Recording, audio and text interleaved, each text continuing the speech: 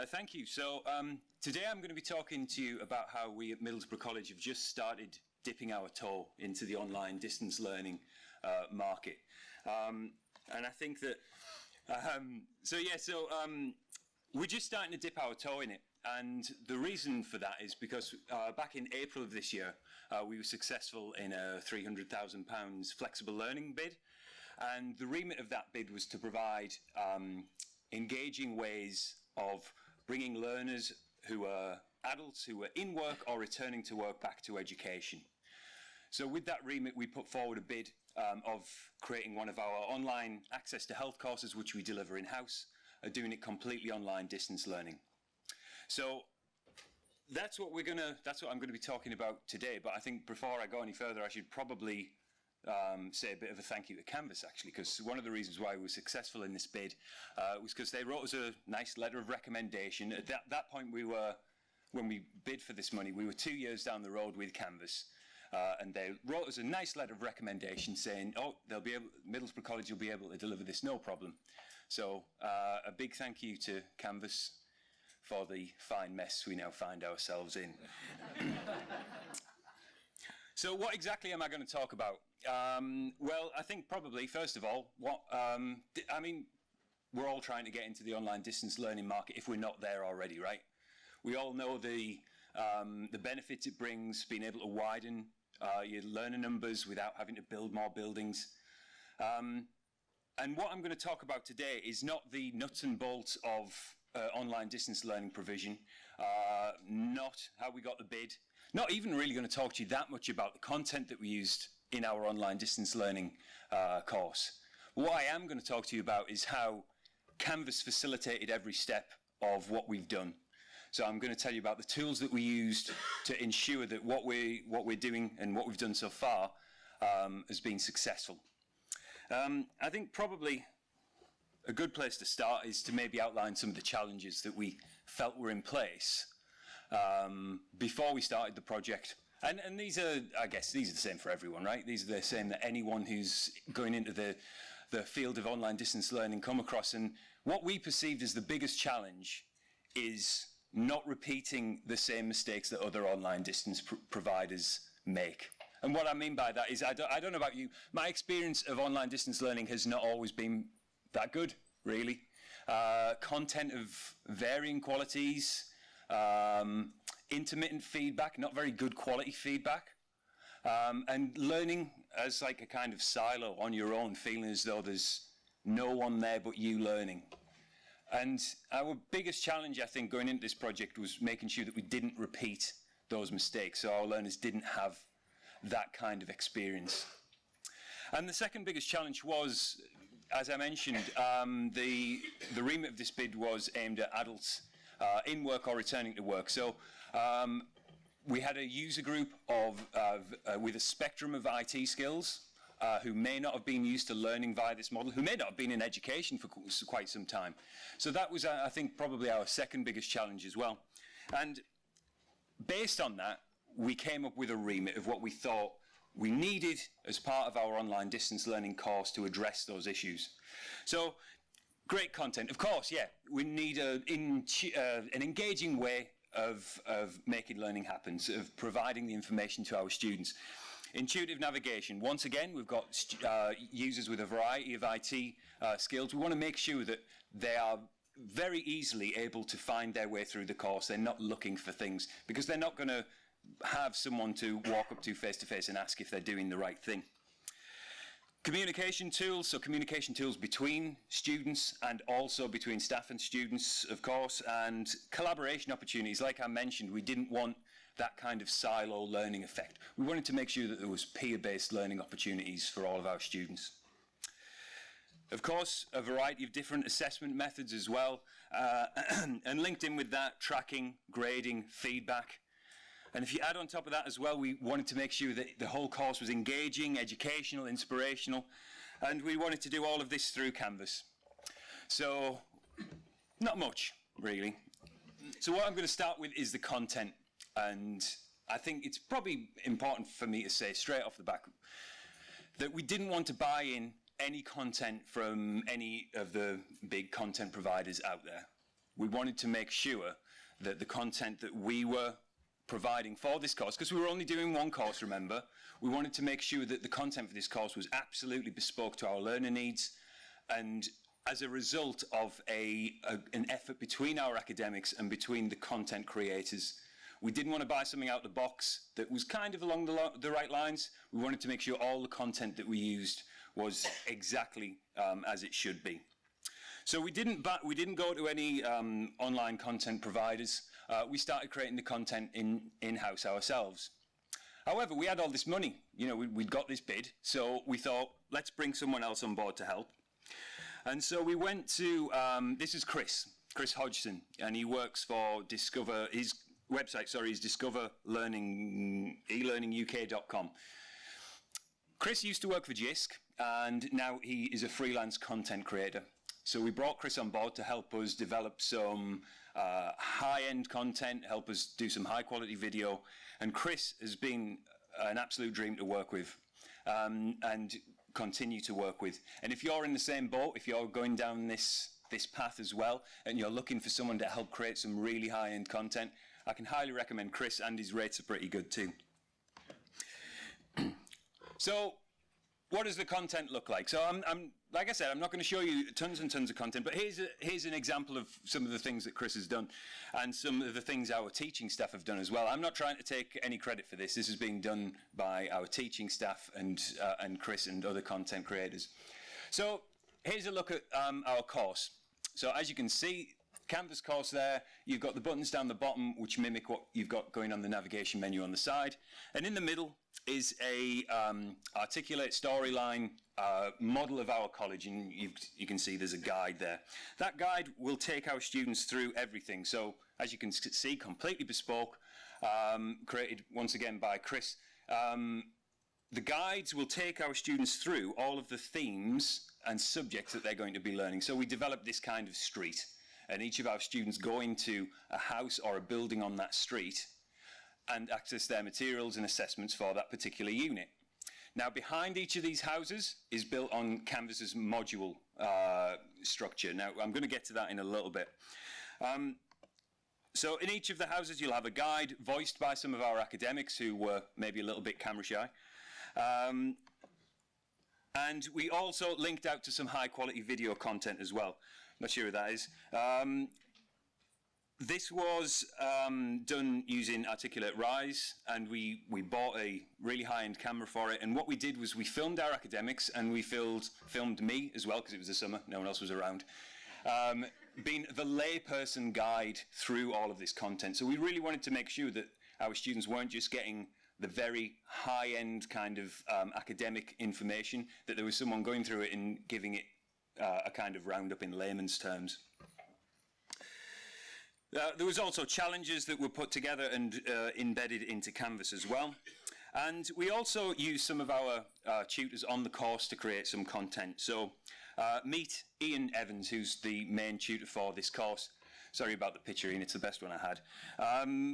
He was very keen on making sure that our students had help when they out of hours times. So we had communication methods and help methods in place, but Ian was very keen on, first of all, developing an FAQ tool. So the same kind of FAQ tool that you see on all websites. You click on the questions and it concertinas down and gives you a bit more information. But that isn't really what Ian wanted as the end kind of product. What he wanted was kind of an AI bot answering questions that students might have. So within our articulate storyline, Middlesbrough College building, if the students go into the reception there, they'll meet Trudy, who is our help desk assistant. And you can ask Trudy any questions, so you might be able to see that. This was all programmed by Ian, embedded perfectly within Canvas. So you can ask Trudy any question about the course. So you can see I said hello to her there, and she asks how she can help. I asked when are the assignments due, and she points me to the syllabus. And then also, how do I submit my assignment? And there's quite a lengthy explanation. So this was all programmed by Ian, sits within Canvas nicely, and gives that kind of first-line support to students if they're struggling with it at a time when there are no actual people to help. But I know what you're saying. Or do I? I know what you're saying. What you're showing me here has got nothing to do with Canvas. And in a way, you're absolutely right. None of this stuff was created in Canvas.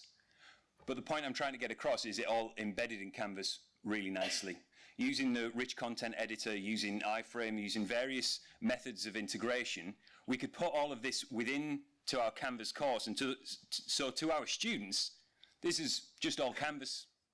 And it lends itself to really good navigation for students that, like I said, have probably not been in education for quite some time and may have a wide spectrum of IT skills. So, leading me on to navigation. All of the navigation in Canvas, like I briefly mentioned, is done through modules. So for those of you who may be not using Canvas and not sure what modules are, modules in Canvas are a way of stringing together content, assessment methods, and putting them in a linear way for your students to work through. But it doesn't just stop there. We also made sure that all of our content was locked down. So you can't progress onto Theme 2 or Door 2 without completing Theme 1. Once you've completed Theme 2, you can go back to Theme 1 and revisit it. You can also set times and dates when this content will open. So you don't even, as a tutor, you don't even need to be, you can set this up in advance and let it run. And linked in with that kind of, locking that kind of navigation down were mastery paths. We wanted to lock everything down because we didn't want our students seeing everything at once, getting scared and then leaving the course. With mastery paths, what we wanted to make sure is that we were providing differentiated learning, stretch and challenge for all learners. So with mastery paths, essentially you're able to provide students with differing content based on how they perform in an assessment. So for this example here, our students have taken a quiz, and if you're at the high end of the spectrum, if you're getting, if you're getting top marks for that, you'll be faced with, in this case, another quiz. If you're kind of middle of the road, you'll be faced with a different set of content to the students that were right at the bottom end of the spectrum. So those at the bottom end, they're going to get a boost with the content. They're going to get a bit more information than if you're in the middle or at the top. So mastery paths through Canvas are going to be used extensively throughout this course and have already been successful in terms of providing that differentiated learning. Communication. How did we communicate with our students through Canvas? There was one primary method. We used a little bit. We've got an Adobe Connect installed at Middlesbrough College. And we used that for a few face-to-face sessions to get the course off the ground. But our primary communication method was always through messages on Canvas. So the button there which says Contact Tutor, when our students click on that, it opens up messages and it automatically sets it to go to Ian, who's the main course tutor. Now, the reason we just wanted that one point of contact for all communication, but what we wanted to make sure was happening was that our learners were using messages in a way that suited them. So right at the beginning of the course, we did a session just on how to use Canvas notifications for communication methods. So with Canvas notifications, it's up to our learners if they choose to receive mobile notifications, if they want push notifications, or if they want to do everything through email. And this is the same for our academics as well. A lot of our academics certainly don't want to be getting push notifications every time a student asks them a question or sends them something. However, they're very keen to get it all through email. With Canvas, it gives you that power, and it gives our students the power to choose the methods that are appropriate to them and receive communication in the way that they want.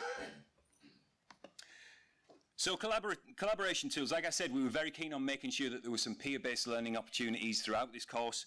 So for collaboration, we used, of course, Canvas collaborations. So all of our students at Middlesbrough College have got access to Office 365. And through Canvas, you can put together collaborative Word documents, Excel, PowerPoints.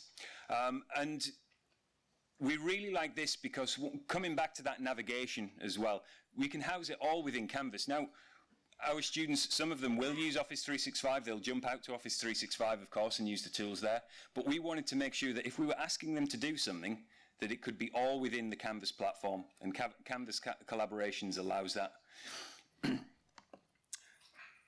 So, yeah, you get all the same kind of inline and collaborative editing tools that you would get with Office 365. And we also use discussions for collaboration now. I know what you're thinking. It's 2018. Discussion boards, come on. But actually, Canvas discussions are pretty good, especially for formative assessment methods. So you can set them as an assessment tool, and you can also, so if you've got this discussion here, for example, I had about 80 entries, but if I want to just see what Kaylee's done, for example, I can go into my speed grader and I can see just her entries, or I can see it in situ like this. And it allows for a really simple formative assessment tool and peer-based learning tool. Assessment. Canvas has got a plethora of assessment tools, and I think probably by the end of this course we will have used every single one of them. I'm going to go through a few that we are going to be using, but may not be using just yet. So, Canvas assignments, right, we'll be using this throughout. Now, the reason I haven't got, this isn't a screenshot from this course, this is from a completely different course. We haven't set any, we're only 3 weeks into the course, there haven't been any assignments that have come through that have been marked just yet. But this is a screenshot that kind of shows why we use assessments. It's for that rich dialogic feedback that you get down the right-hand side, those comments both ways, that conversation, and for the inline tools, the inline editing tools that SpeedGrader offers. So we will be using Canvas assessments throughout the course. We don't have any that have been completed just yet and marked just yet. Rubrics and outcomes that link into mastery. Now, this is something I will touch on a little bit later, but essentially we use rubrics for some of our, definitely for our peer-based work, and I'll show you how we're using outcomes and mastery in a little bit.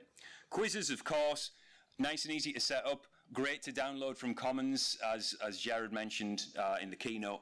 And you also, from a teacher perspective, you also get these nice, great analytics that are very easy to see at a glance how your students are doing on each topic. Okay, so the syllabus tool in Canvas. Now, this is not something that gets a lot of press. It's not particularly sexy in any way. But for an online distance learning course, the syllabus tool has been really useful because you've got students that are coming in and they don't have the option to ask the same questions your regular students do every week. When's this assignment due? When's that assignment due?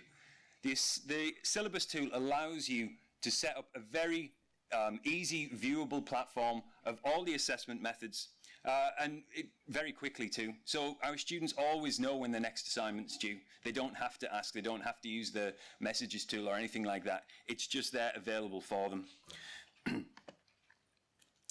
Planet eStream. So we use Planet eStream as our college media server. Sorry, Canvas. But we've been using it for a number of years, and recently this has really come on in terms of its functionality. And especially what we use it for is to provide some formative assessment through quizzes on videos. So this is a video that we've created in-house, and it's embedded into a Canvas page, as you can see. And as you work through that video, as our students work through that video, we test their knowledge with quiz questions. Now, this is integrated in Canvas as an LTI tool, but it's also SCORM compliant. So anything that our students answer, their grades on this quiz, will go directly into the Canvas grades on that course. So it means for our academics, they're getting some really nice, easy formative assessment data back. And for our students, their learning is getting tested throughout these videos. It isn't just a static experience for them. The peer review tool. Once again, for a formative assessment method, this is something that we use not just on this distance learning course, but we use it throughout our blended learning courses. Now, with the peer review tool, our academics will set up a comprehensive rubric, and the students will mark each other's work. This is great for two reasons. One thing is it takes a bit of the administrative burden off our teaching staff for providing constant formative feedback. Some weeks it can be done completely through peer review. And another and very basic thing is it just makes our students get used to working to a mark scheme and getting them used to marking in the same way that their tutors mark them. And what we found with that is that then that leads to higher grades because they're always aware of what they're being assessed on and leaving out the things that they're not necessarily assessed on. Outcomes, I mentioned this a little bit a few slides ago. So what outcomes allows you to do? Well, what we've done on this particular course, Ian, whose picture you saw a little bit earlier on, he set up a load of quiz banks and he aligned learning outcomes to each of those quiz banks. Now, when our students take those quizzes, it populates a nice traffic light system that looks a little bit like this. So across the top there are the learning outcomes for this particular course. Now, if I'm a tutor, I can look at this and I can see, right, oh, everyone's doing pretty well here, except, oh, Henry's struggling with learning outcome 1.1.2 there. Maybe I need to see him about that. So from a tutor perspective, it gives you that very quick and easy traffic light approach to finding out what learning outcomes your students are okay with and what maybe they are not doing so well with. And yeah, students anonymized clearly. So that's what we've done. That's, like I say, we're only 3 weeks in. How's it going? Well, it's actually going okay, despite the slide. We're only 3 weeks in, and we are going to be doing some formative feedback mechanisms throughout the course. We're going to be having formative meetings with all the students involved in this, focus groups, and also we're going to be doing some anonymous feedback with them. What we did last week, though, was just a very quick kind of straw poll as to how it was progressing. And not so much the course in general, but just the online tools, because we've been hyper aware throughout, due to the remit of the funding that we got and due to the nature of the students that we have. We've been hyper aware of making sure that this is a usable course, a usable online distance learning course. So what we did is we sent out a very quick survey through Canvas with 3 questions. We asked our students what they thought of the resources that they were getting, the content. We asked them how they found the navigation of on the course. And we also asked them what they thought about the assessment methods and feedback that they were getting. And what we found is that 100% of our respondents came back and said that they found that the learning materials were either good or very good. 100% said that they thought the navigation was good or very good. And 100% said that they found the assessment methods and feedback good or very good. So I know that's not exactly a robust research data there. However, as a kind of finger in the air, we feel as though we're on the right track with it. And like I say, that more robust research and more robust data is going to be coming. So, okay, so we're on the right path. So what are we going to do next? And I think the first thing that we're going to do is we're going to roll out multiple enrollment points for this course. Because that's one of the benefits of online distance learning, right? You've already got the resources there. You've already got the assessment. Someone's already done the hard work in setting up the course. What we're going to do next is have various enrollment points throughout the year to bring on board students at a time which suits them, moving away from that usual September intake.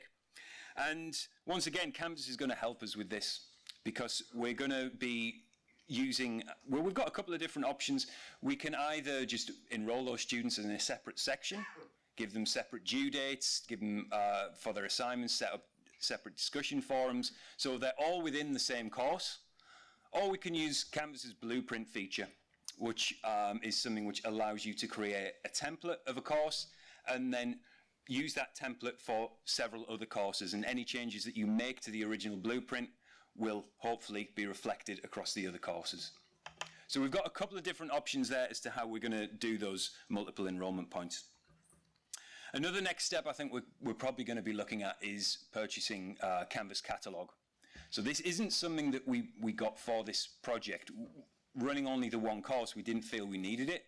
But if you don't know, Canvas Catalog allows you to put a nice kind of front end on your Canvas courses, where it will take care of student sign up, all the money side of things, the accreditation. It takes the headache out of doing online distance learning, essentially, or that's what everyone at Canvas tells me. So that's probably going to be the plan. If this year goes well, that's something that we're going to be looking at for the next academic year. And the other next thing that we're going to be doing is looking at some more in-depth data on this.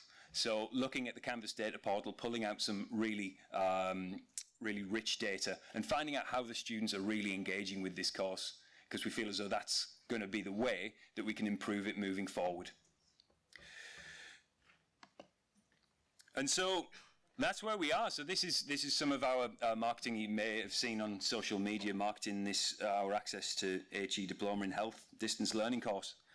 I think probably the thing I'd like you to take away from this session today is we couldn't really have done what we've done without Canvas on this particular course. So of course we could have done elements of it.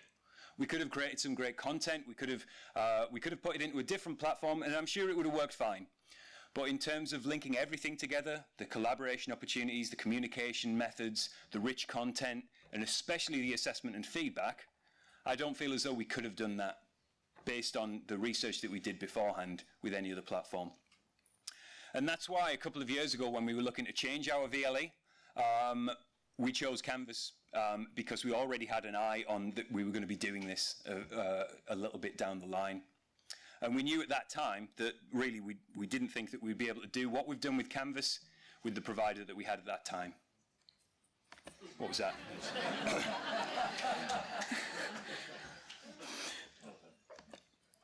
Thank you very much for your time. If you are, those are my details if you want to speak to me at any other point or find me on LinkedIn. Thank you very much. Hi, you've spoken about opportunities for peer assessment and obviously for tutors to feedback. Have you built in any opportunities for self-assessment, and how have you done that, if so? We have. So we're currently doing self-assessment through quizzes. So after each task each week, the student needs to reflect on what they've done. It's not as far along as we want it to be, but I have heard that Canvas are opening the peer assessment to be a self-assessment tool as well. Is that right? Anyone? Have I dreamt that? Yeah, and that's what we wanted. We wanted our students to have the ability to self-assess, and we're hoping that something similar to the peer review tool is going to be available soon. Currently, like I say, all we're doing is after each task they're provided, the students are given some questions. So usually quite basic things such as, reflect, based on the feedback you've been given, reflect on how well you've done in this, how could you have done it better, those kind of questioning, that kind of questioning at the moment.